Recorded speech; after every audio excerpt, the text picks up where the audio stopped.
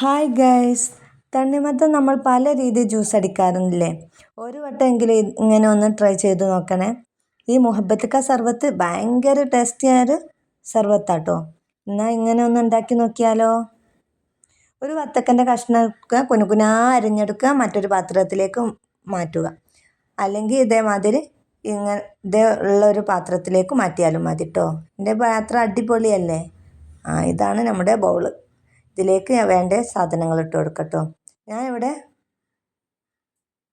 Milk മേഡാണ് കേട്ടോ ഇപ്പോൾ ഒഴിക്കുന്നത്. മിൽക്ക് മേഡ് ഒഴിച്ചതിൻ്റെ ശേഷം നമുക്ക് നല്ല തണുത്ത പാലുണ്ട് കേട്ടോ, ഫിസറിൽ വെച്ച അതും കൂടി ഒഴിച്ച് കൊടുക്കട്ടോ.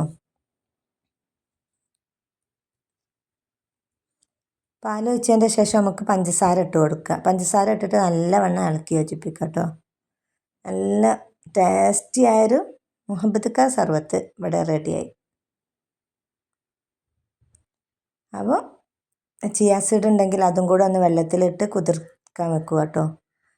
പഞ്ചസാര ഇട്ട് നല്ലവണ്ണം ഇളക്കിയതിൻ്റെ ശേഷം നമുക്ക് മുഹബത്ത് കാ സർബത്തിൽ ആ ചിയാ സീഡും കൂടെ ഒന്ന് ഇട്ട് കൊടുക്കട്ടോ.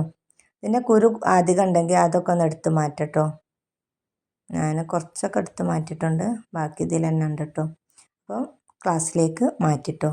ക്ലാസ്സിലേക്ക് മാറ്റിയതിൻ്റെ ശേഷം നമ്മുടെ ചിയാ സീഡില്ലേ, നേരത്തെ വെള്ളത്തിലിട്ട് കുതിർത്ത ആ ചിയാ സീഡ് ഇതിൻ്റെ മുകളിലേക്ക് ഒന്ന് മാറ്റി കൊടുക്കുക.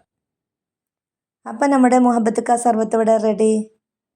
നിങ്ങൾ ഉണ്ടാക്കി നോക്കിയിട്ട് ഫീഡ്ബാക്ക് അറിയിക്കണേ. ഇഷ്ടമായ ലൈക്കും ഷെയറും സബ്സ്ക്രൈബും ചെയ്യുക.